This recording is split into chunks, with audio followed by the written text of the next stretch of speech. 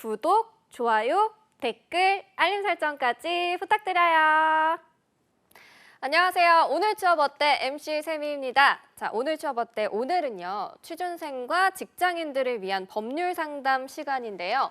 강성신, 서재홍의 강변서로 시간입니다만 오늘은 특별하게 우리 직고처에서 이진아 노무사님이 서재홍 노무사님을 대신해서 나오셨거든요. 그래서 강변 1호로 바꾸도록 하겠습니다. 두 분 모셔볼게요. 안녕하세요. 안녕하세요. 안녕하세요. 네, 반갑습니다. 자, 두 분이 오늘 처음 만나시는 건가요? 아니요, 예전에 한번 컨텐츠 같이 찍었었던 적이 있어요. 네, 유튜브 네. 할 때 그때 한번 뵀었어요. 아, 그럼 두 번째 보시는 건가요? 맞아요. 네, 두 어쩐지 번째 만납니다. 어색하시죠? 그때 워낙에 조금 시간도 길었고, 맞아요. 네, 그때 변호사님 말씀도 워낙에 잘 하셔가지고 아닙니다. 그때 사실 그렇게 낯선 느낌은 없어요. 어, 네. 그래요? 우리 강변 제가 원래 선생님. 낯을 안 가려요. 아, 낯을 안 가리세요? 낯 가리는 게 뭔지 몰라요. 근데 그렇게 친해 보이시지도 않던데 제가 봤을 때는. 너무 바빠가지고 서로. 아, 네, 서로 바쁘시니까. 자, 네. 그렇다면 오늘 또 바쁘게 우리 취준생들과 또 직장인들의 고민을 해결해 드리도록 하겠습니다. 강변 2로 오늘 어떤 주제로 이야기 나눠볼지 확인해 보도록 할게요. 열려라 취재판. 천태만상, 인간 세상, 사는 법도 가지가지. 직장 내 괴롭힘의 천태만상을 알아보아요. 제가 이거 이 음을 몰라서요. 죄송합니다. 제가 모르는 잘 노래라서 부르시던데. 네, 작곡을 좀 해봤고요. 자, 오늘 강변 1호에서는 직장 내 괴롭힘에 대해서 마지막으로 이야기를 나눠보도록 하겠습니다.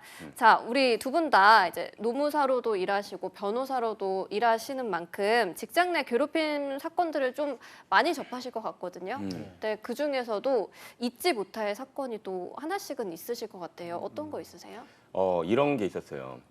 어떤 조그마한 회사인데 대표가 있고 네. 대표의 형 있죠. 네. 친형이 이제 임원으로 있는 오, 그런 회사였거든요. 가족 같은 회사네요. 네, 진짜. 맞아요. 근데 이 형이라는 사람이 폭언 내지 나아가 막 폭행 누굴요? 그 근로자를 하는 이제 그런 사건이 하나 있었어요. 그래서 여러분들한테 이 말씀을 드리고 싶은 게 만약에 직장 상사가 나를 괴롭힌다라고 하면은 직장 내 괴롭힘에 해당하니까 난 이거를 법적으로 어떤 조치를 취하겠다라고 생각을 할 수 있겠죠. 그리고 예전과 달리 사용자가 직접 우리를 괴롭혔을 경우에도 이제 우리가 구제받을 방법이 있다. 과태료 규정이 생겼기 때문에 사용자의 형 네. 혹은 와이프 응. 이런 경우에는 과연 직장 내 괴롭힘으로 내가 의유를 할 수 있느냐 이런 궁금증이 생기실 수가 있는데 규정이 신설이 됐습니다. 이 신설된 규정이 과태료 규정이 사용자뿐만 아니라 사용자의 가족도 함께 규율을 할 수 있게끔 과태료 처벌이 가능하게끔 이제 생긴 그런 경우가 있어서 형이라고 해서 무조건 다 우리가 아무것도 할 수 없는 건 아니다. 아니다. 예, 가족도 과태료 부과의 대상이 될 수 있다. 그런 일도 있군요. 네네네. 가족이 괴롭히는. 자, 이진아 노무사님도 기억에 남는 일 있으신가요? 사실 저는 예전에 처음으로 접했던 직장 내 괴롭힘 사건이 있었어요. 그때 당시에 직장 내 괴롭힘이 막 이제 법제화가 돼서 그렇게 직장 내 괴롭힘에 대해서 우리가 케이스가 없었던 시절이었거든요. 근데 이제 마트 여사님 사건이었는데 네. 이제 마트 이게 보통 팀으로 움직여요. 그래서 이제 진열하는 것도 순서가 있고 위치가 있고 뭐 어떻게 진열하고 그런 것들은 또 팀장이 정해주시거든요. 네. 이 여사님은 좀 독특했어요. 이제 상단에 진열하세요라고 했는데 하단에다 진열하고 네. 위치를 바꾸고 그래서 다른 사람들이 진열 다 해놨는데 위치 바꾸고 네. 왜냐하면 본인은 이게 더 이뻐 보이고 이게 더 맞는 것 같다라는 얘기를 하는 거죠. 다 이유가 있어서 팀장이 정해주는 건데 본인의 의견이 너무 강했던 거예요. 네네. 그러다가 이제 쌓이고 팀원이 쌓이다가 어느 날 이제 두 분이서 이제 좀 싸우게 됐나 봐요. 싸우셔서. 근데 그 팀원분이 이 여사님한테 욕을 했어요. 네. 근데 얼마 지나지 않아가지고 이 두 분이 둘 다 이제 경찰서에서 연락이 온 거죠. 모욕죄로 고소를 하신 거예요. 근데 이분이 또 대단하신 게 이 가슴에 녹음기를 항상 품고 다니셨던 거예요. 네네네네. 그래서 두 분은 벌금형이 나왔고요. 그걸로 끝나지 않고 직장 내 괴롭힘도 또 이제 알게 되셔가지고 신고를 또 하신 거죠. 그럼 결과가 어떻게 되세요? 결국 결론적으로는 그 팀원들이 전부 다 다른 지점 또는 다른 부서로 발령이 났고요. 이 여사님이 혼자 남은 거예요. 그 팀에서. 그래서 이제 이분을 그 팀을 이제 와이를 시키고 아예 네네. 다른 팀으로 보내려고 했는데 그 팀 이제 여기서 또 이제 사용자들의 문제가 또 발생이 돼요. 이제 다른 팀으로 보냈는데 그 다른 팀에서 저분 오시면은 우리 관두겠다라고 다른 여사님들이 또 들고 일어난 거죠. 그러다 보니까 이제 회사는 이러지도 저러지도 네. 못하는 상황이 됐고 그러다 보니까 이제 또 이제 비공식 루트를 통해서 조금 협상을 했는데 결국에는 이 여사님이 상당한 금액의 합의금을 요구를 했고 그래서 합의금을 이제 본인이 원하는 합의금을 받고 네. 회사를 나가신 와. 그런 케이스죠. 제가 지금 사연을 들어보니까 이런 네. 말씀 좀 드리고 싶은데 뭐 예를 들어서 그 상급자나 회사 측에서는 근로자에 대한 지휘 감독권이 기본적으로는 있는 거예요. 그게 이제 부당했을 때의 문제가 되는 거지. 네네네네. 그래서 회사의 방침상 그 마트의 방침상 이 물건은 여기다 이렇게 배치를 해라라고 이제 지휘 감독권을 행사를 했는데 네. 문제는 뭐냐면 이건 것 같아요. 욕설을 한다? 이거는 그 어떤 경우에도 설사 이 근로자가 잘못을 했다고 하더라도 사용자는 징계를 정당하게 할 수는 있을지언정 욕설을 하거나 뭐 폭행을 하거나 이거는 정당화가 되는 방법은 아니라는 거죠. 그래서 별개로 생각을 해야 될 것 같아요. 근데 그분이 이제 가슴속에 항상 녹음기를 가지고 다니셨던 게 진짜 신의 한 수가 아니었나. 그러게 마트에서 그렇게 대비를 하고 다니시는 분은 저희도 또 처음이어가지고 그러니까 수단이 정당해야 된다라는 말씀을 드리고 싶은 거죠. 네, 알겠습니다. 또 회사가 정해준 게 있으니까요. 그걸 따르는 건 맞잖아요, 그죠? 네, 맞습니다. 자, 이번 시간에는 이제 직장 내 괴롭힘을 또 얘기를 해볼 텐데 이번에 마지막 시간이거든요. 네, 직장 내 괴롭힘으로 고통받는 직장인분들의 사연이 또 준비가 되어 있습니다. 사연 바로 만나보도록 하도록 할게요. 얼마 전 혼자 야근을 하면서 자리에서 간식을 먹고 있는데 대표님한테 맛있냐? 라는 메시지가 왔습니다. 깜짝 놀라서 주변을 돌아봤는데 아무도 없어서 더 소름이 돋았어요. 대표님한테 어떻게 아셨냐 물어봤는데 대답을 하지 않더군요.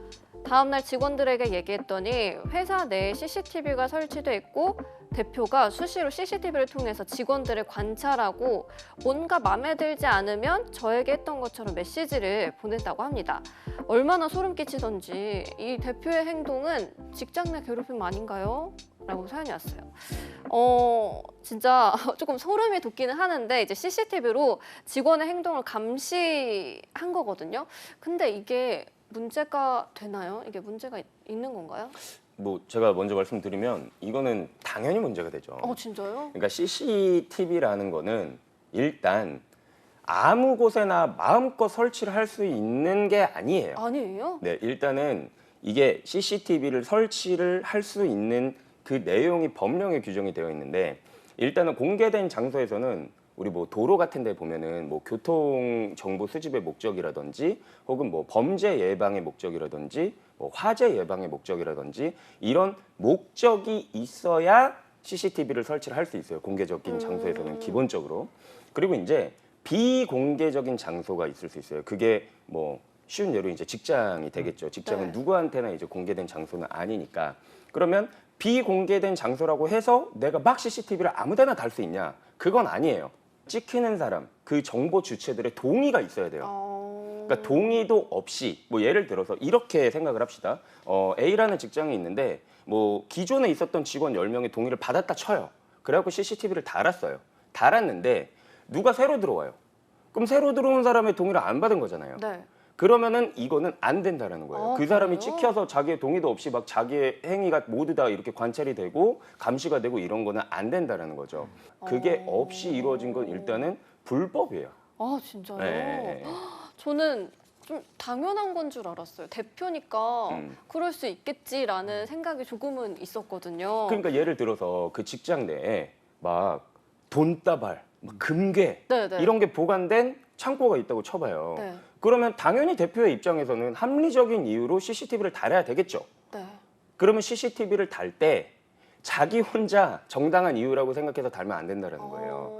이 회사에서 근로하는 사람들이 네. 내 모습이 CCTV에 노출이 된다라는 사실을 주지시키고 동의를 받아야 된다라는 거죠. 그리고 CCTV를 설치할 때 여기에 무슨 CCTV가 설치됐다라고 표시도 해야 돼요.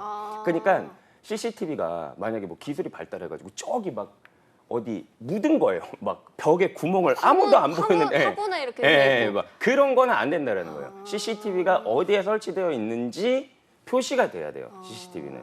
네. 그런 어떤 제한적인 사항을 이제 통과해야 CCTV를 설치할 수 있고 막 그냥 동의를 받았다고 해도 감시를 하는 거는 또 직장 내 괴롭힘이 될 수 있지 않을까요? 한번 이게 직장 내 이제 CCTV 설치가 불법이다. 네네. 이렇게 동의를 받지 않으면 불법이다라고 하셨는데 그럼 이게 직장 내 괴롭힘으로 이어질 수 있을까요?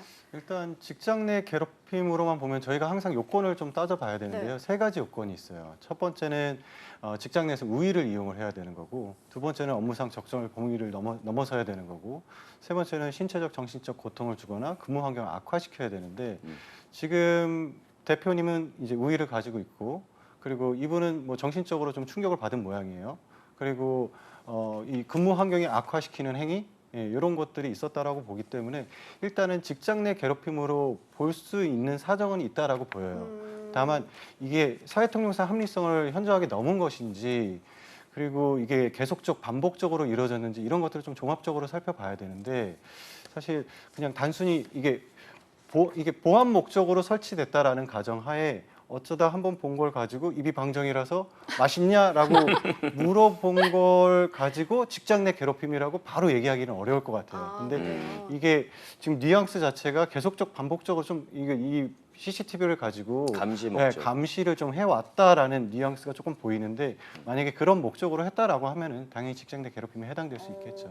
그럼 문자를 보냈을 때 맛있냐와 함께 뒤에 약간의 욕설이 붙었으면 뭐 이 친구야라는 그런 욕설이 붙었으면 그건 해당이 될까요? 조금 더 아까 말씀드렸던 것처럼 조금 더 이제 수위가 높아졌기 때문에 사회통념상 합리성을 넘어설 가능성이 좀 더 높아졌겠죠. 네. 그러니까 고통을 더 이렇게 배가시킨다라고 볼 수 있겠죠. 그 욕설이 네. 붙음으로써요? 신체적, 정신적 고통에서의 그 고통을. 저는 너무 무서웠고 소름 끼쳤고 고통을 받았어요라는 네네네. 게 조금 그렇죠, 더 그렇죠. 부합이 되는 거군요. 자, 그러면 마지막 사연 또 만나보도록 하겠습니다. 자, 한 달 전 저와 같은 업무를 수행하던 동료가 퇴사를 했습니다. 그런데 부장님이 동료가 하던 일을 저에게 떠넘겨서 저의 일이 정말 많아진 상황이네요. 계속 부장님께 업무로 힘들다, 일 좀 덜어달라 말씀드렸지만 부장님은 새로운 인력을 구할 때까지 어쩔 수 없다는 답변만 하네요. 제가 검색을 해봤는데 과다한 업무를 부여하는 것도 직장 내 괴롭힘이라고 하더라고요. 딱 저의 경우 아닌가요? 라고 사연이 왔습니다. 그러니까 동료가 퇴사를 하고 일을 넘겨받은 거죠. 그래서 너무 힘들다라고 하셨는데 이것도 직장 내 괴롭힘 됩니까, 노무사님? 일단은 저는 좀 반성이 되네요. 반성. 네, 저는 왜 그러냐면 저는 이제 회사에서 대표다 보니까 저희도 직원들이 이제 퇴사를 하는 경우들이 있단 말이에요. 근데 보통 한 달 전에 퇴사한다고 얘기들을 해주는데 그 한 달 동안 직장에서 저희 회사에서 직원을 못 구할 때가 있어요. 아이고. 네, 구하는데 그렇게 요즘에 사람 구하기가 쉽지만은 않습니다. 그래서 이제 어쩔 수 없이 퇴사한 직원의 업무를 제가 아이고. 다른 직원들한테 이제 혹시 나눠서 이걸 좀 노무사님 직원분이 보내신 사연 아닌가요? 그럴 수도 있을 것 같아요. 이게 지금 반성이 많이 되는데요. 그래서 이제 야근도 하게 되고 아이고. 이런 사정들이 사실 좀 발생이 돼요. 네네. 그래서 최대한 빨리 새로운 신입 직원을 구하려고 노력은 반성을, 하는데 이렇게 업무를 과도하게 된 것들 충분히 본인 입장에 주관적인 입장에서는 직장 내 괴롭힘으로 볼 수 있는 여지도 있을 것 같기는 해요. 근데 아까 말씀드렸던 것처럼 이제 사회통념상 합리성을 벗어났는지 의도가 있었는지 이런 것들을 저희가 종합적으로 좀 따져봐야 되기 때문에 일단은 일시적으로 회사 경영상 어쩔 수 없이 발생된 이런 일들은 직장 내 괴롭힘이잖아요. 괴롭힘으로 보기는 어렵지 않을까 싶어요. 제가 지금 약간 반성하겠습니다. 대표님으로서 좀 답변을 하신 게 아닌가라는 네. 생각인데 사실 강 변호사님도 대표님이시잖아요. 그러니까 이런 경우에서는 좀 구체적 타당성을 우리가 좀 따져봐야 될 것 같아요. 그러니까 그 업무의 지시가 우리가 이제 상당성이라고 하는데 상당한 범위 안에서 이루어지는 지시인 거냐 이런 거를 좀 따져봐야 될 것 같은데 뭐 예를 들어서 업무를 좀 예전보다 더 할당을 하는 데 있어서 업무를 할당을 했는데 과도하게 할당을 했다라고 칩시다. 그래서 이 근로자가 정말 최선을 다해서 노력해도 물리적으로 도저히 할 수 없는 정도의 양이다. 네. 이러면은 상당성을 이제 넘어섰다라고 볼 수 있을 것 같고, 그리고 어떤 A라는 근로자가 그만뒀는데 B, C, D, E가 이거를 골고루 나눠서 할 수 있는 일임에도 불구하고 B라는 어떤 특정한 근로자만 딱 찍어서 무조건 이 사람한테만 그 A가 했었던 일을 전적으로 계속 몰아준다. 이러면은 또 그 상당성에 대해서 좀 의문을 제기해 볼 수도 있을 것 같고, 그리고 그 예를 들어서 이 B한테 주어지는 그 업무 자체가 회사를 운영하는 데 있어서 기존에 운영했던 그런 패턴에 비추어 보아서도 업무상 그 필요성이 별로 인정이 되지 않는 거예요. 뭐 예를 들면 별로 필요하지 않는데 과도하게 준다. 이제 이런 경우에는 또 상당성을 좀 넘어섰다라고 볼 수 있겠죠. 좀 이런 그 아까 말씀하신 그 여러 좀 재반 사정들을 두루 고려를 해가지고 네. 사회통념상 합리성이 있는 것인가라는 걸 우리가 좀 같이 생각을 해봐야 될 것 같고, 그리고 만약에 업무를 막 이렇게 과도하게 주잖아요. 네. 과도하게 주면 보통 직원들은 불만을 가지죠. 이제 불만을 가지고 뭐 업무 수행이 원활하지 않을 수도 있죠. 그러면 이러한 과정에서 또 2차적으로 문제가 터질 수가 있거든요. 뭐 2차적으로 뭐 폭언이 나온다라든지 아이고. 뭐 이제 그런 부분도 특히 좀 유의를 하셔야 될 것 같아요. 네. 네, 알겠습니다. 자, 이것 외에도 이제 직장 내 괴롭힘이 또 이런 게 있다라는 내용이 또 있을 것 같거든요. 어떤 것들이 있을지 보도록 하겠습니다. 강 변호사님 어떤 게 있나요? 일단은 사적 심부름 같은 게 문제가 될 수 있을 것 아. 같아요. 그 제가 알고 있는 사건 중에 이제 그 지방이에요. 지방인데 네. 굉장히 그냥 아무렇지도 않게 관행적으로 일어나는 그런 경우가 있다고 하더라고요. 뭐 예를 들어서 뭐 관용차를 그냥 직원한테 운전해서 마치 사적 운전 기사로 쓰게 한다라든지, 아니면은 뭐 담배를 사와라, 뭐 어디 가는데 내 것도 같이 좀 해와라, 나 좀 태워다 줘라, 뭐 이제 이런 것들이 사적 심부름에 해당하는 건데, 이럴 수가 있어요. 뭐 예를 들어서 개인적으로 원래 운전을 하거나 개인적인 일을 보는 뭐 비서로 채용을 했다. 그러면 그 사람한테 그런 걸 시킬 수 있겠죠. 있죠. 그거는 뭐 정당하겠죠. 네. 근데 다른 직군으로 채용을 한 사람을 사적 심부름의 용도로 굴리는 거, 이거는 직장 내 괴롭힘에 해당이 분명히 될 수가 있습니다. 예. 네. 사적인 용무를 지시하는 것들. 자, 네네. 그리고 또 어떤 게 있나요, 노무사님? 그리고 이제 업무 환경을 좀 악화시키는 행위들이 있어요. 예전에 저희가 저성과자 관리라고 해가지고 네. 저성과자 팀을 따로 만드는 경우들도 있었거든요. 그러니까 쉽게 말해서 책상을 뺀다고 하죠. 네. 이 팀에서 책상을 빼가지고 저쪽 이제 한직으로 보내는 건데, 거기 가보면은 뭐 인트라넷도 막혀 있고 화장실 가는 것도 옆에서 관리자가 다 체크하고, 화장실 오래 갔다 오면 왜 이렇게 화장실을 자주 가냐, 오래 가냐. 오, 이런- 그렇게까지 해요? 네, 실제로 그런 일들이 좀 있었어요. 그래서 그렇게 해서 이제 화장실도 통제를 하고, 이제 인트라넷 같은 것도 이제 막아두는 경우들도 있어요. 인트라넷을 막아두면은 이제 보통 전자결제잖아요. 네, 그렇죠. 그러면 이분이 결제를 받으러 팀장님한테 직접 가고, 네. 다른 분들은 그냥 전자결제에서 툭툭툭툭 진행이 되는데, 네네. 별거 아닌 일들도 매번 팀장님한테 갔다가 그거 들고 또 부장님한테 가고, 이런 경우들이 보통 이제 창피 주기 위한 경우죠. 그렇기 때문에 이런 경우들도 사실은 왕왕 있습니다. 그래서 이런 경우들이 요즘에 직장 내 괴롭힘으로 해당되지 않을까 싶어요. 이거는 뭐 우리가 직장 내 괴롭힘을 당했을 때 뭐 법원으로 가는 경우도 있고, 뭐 네. 행정적인 구제를 받는 방법도 있고 한데, 이거는 진짜 뭐 국가 인권이 진짜, 네. 가할 만한 일이라고 생각이 돼요. 맞아요. 예. 인격을 좀 무시하는 행동이 아닌가라는 생각이 드는데, 이런 직장 내 괴롭힘을 당하면서 법적인 소송까지 가는 경우가 좀 많을까 싶긴 한데요. 맞나요? 변호사님? 일단은 뭐 소송으로 갈 수는 있죠.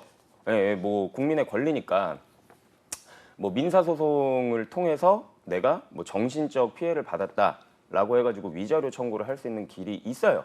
길이 있고, 그리고 뭐 직장 내 괴롭힘이 어떤 형사상 범죄까지 이르지 않은 경우도 있을 수 있지만 형사상 범죄까지 이르는 경우도 있단 말이에요.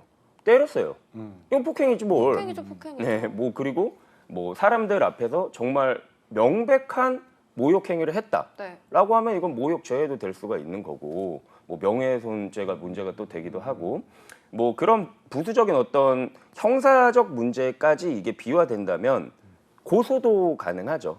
근데 이제 그런 거는 사실상 뭐라고 해야 되죠? 민사소송을 하는 데는 시간도 굉장히 좀 오래 걸리고 그 직장 내 괴롭힘이라는 게 사실상 그 형사적인 문제까지는 이르지 않더라도 좀 어떤 그 직장 내에서 말 그대로 자정작용을 좀 이렇게 강제를 해보자라는 그런 의미가 있기 때문에 사내에서 그래서 보통 이제 행정적인 구제를 많이 택하시는 것 같긴 해요. 그리고 비용적인 부분도 또 그쵸, 예, 그쵸. 문제가 있고 하기 때문에 네. 그래서 좀 뭐 행정적인 부분은 노무사님 좀 말씀 네, 덧붙여주시면 좋을 것 같아요. 얘기 예. 해주실까요?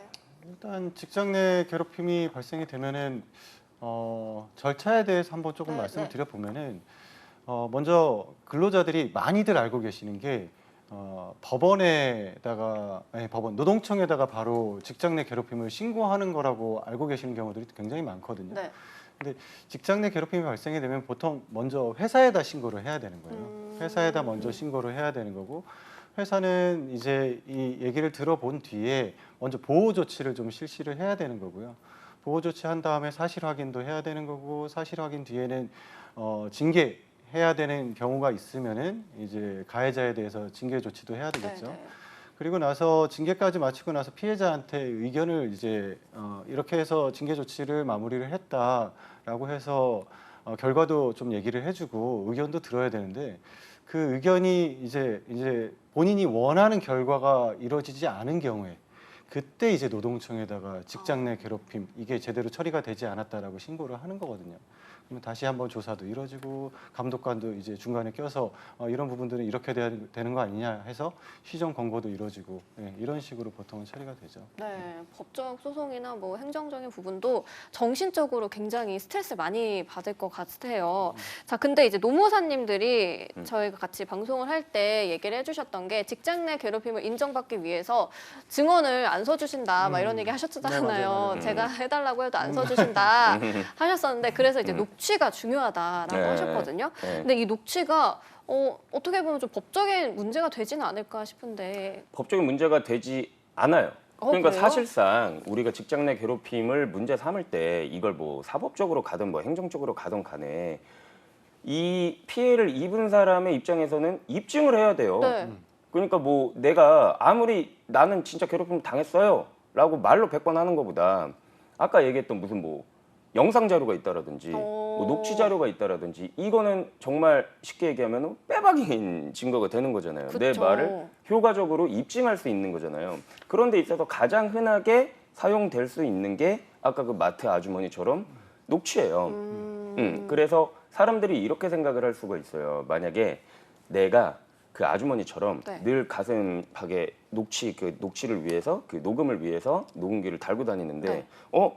이거를 상사나 사장님한테 말을 하지 않고 몰래 녹취하는 게 문제가 되지 않을까, 녹음을 하는 게 네, 문제가 네, 되지 네. 않을까라고 이제 생각을 한단 말이에요. 그러면 우리가 실효성 측면에서 생각해 봅시다. 괴롭힘을 하려고 하는 사람한테 나 여기 가슴팍에 녹음기. 지금 녹음하고 있어요라고 그 말을 하는 게 그게 쉽겠습니까? 아니요. 쉽지 않겠죠. 이거는 이제 그 통신비밀보호법상에서 보면은 대화자 간에 녹음을 하는 거는 상대방의 동의가 필요가 없단 말이에요. 물론 대화자가 아닌데 몰래 녹음하면은 그건 문제가 돼요. 그러니까 상급자고 네, 이제 네. 제가 밑에 사람이에요. 저를 막 괴롭히고 있어요. 네. 그러면은 막 말로 막 뭐라고 해요. 네, 네. 그거를 제가 녹음을 하는 거는 문제가 되겠어요, 안 되겠어요? 안 돼요. 왜? 우리는 대화자 간이니까. 네, 네. 근데 이거를 노무사님이 몰래 녹취를 한 거야. 도와주려고. 제 3자가. 네. 죄송하네요. 네, 그거는 원칙적으로 얘기하면 이제 통신비밀보호법상 문제가 될 수는 있어요. 문제가 될 수는 있는데 이게 또 이건 너무 엄격하게 이제 적용이 되는 거고 예를 들어서 이거를 뭐 민사상이나 혹은 뭐 행정상의 뭐 어떤 구제책으로 가거나 혹은 뭐 사내에서 이걸 해결하는 뭐 인사위원회나 뭐 이런 데 가면은 뭐 그렇게까지 이거를 뭐 통신비밀보호법상 이거는 위법하게 수집한 증거니까 증거 능력이 없다 이렇게 하지 않는다라는 거죠. 사내에서 누가 그것까지 따집니까? 그러니까 이거는 크게 문제가 되지 않는다고 보시는 게 맞을 것 같아요. 용인이 되는 분위기군요. 용인이 되는 게 아니라 가능합니다. 네, 가능해요. 가능해요. 예, 네, 알겠습니다. 예. 자, 오늘 취업 어때? 오늘 강성신 이진화의 강변 1호 시간인데요. 직장 내 괴롭힘 이제 대장정을 마무리해 보도록 하겠습니다. 이제 세 줄 정리로 좀 요약을 해보려고 하는데 우리 진화 노무사님부터 요약을 해주실까요? 네, 저는 이렇게 얘기하고 싶어요. 일단은 직장 내 괴롭힘 하지 마세요. 두 번째는 직장 내 괴롭힘 당하면 당당하게 목소리를 내세요. 그리고 마지막으로 직장 내 괴롭힘은 우리 모두의 책임입니다. 이렇게 얘기를 하고 마무리하고 싶습니다. 공익 광고 캠페인 느낌으로. 그러게요. 뭐 네, 갑자기 해주신 이렇게 됐네요. 우리 강성신 변호사님도 세 줄 정리해 주시죠. 제가 늘 말씀드리는 거지만 결국에는 아는 게 힘이에요. 그러니까 자기를 지키는 건 결국 스스로란 말이에요. 그러니까 여러분들도 이거를 보시는 이유가 내가 미리미리 이런 어떤 뭐 정보들을 다 이렇게 좀 취득을 해놓고 나중에 나한테 어려운 일이 생겼을 때 내가 정말 어떤 법적인 구제를 받자라는 의미에서 보시는 거잖아요. 그러니까 여러분들 같은 자세가 반드시 필요하다. 이 말씀을 드리고 싶습니다. 네, 알겠습니다. 다들 강변 1호 보시면서 많은 도움을 받으셨을 것 같습니다. 자, 취업의 마지막 퍼즐을 맞춰드리는 오늘 취업 어때? 여기서 마무리해 보도록 하겠습니다.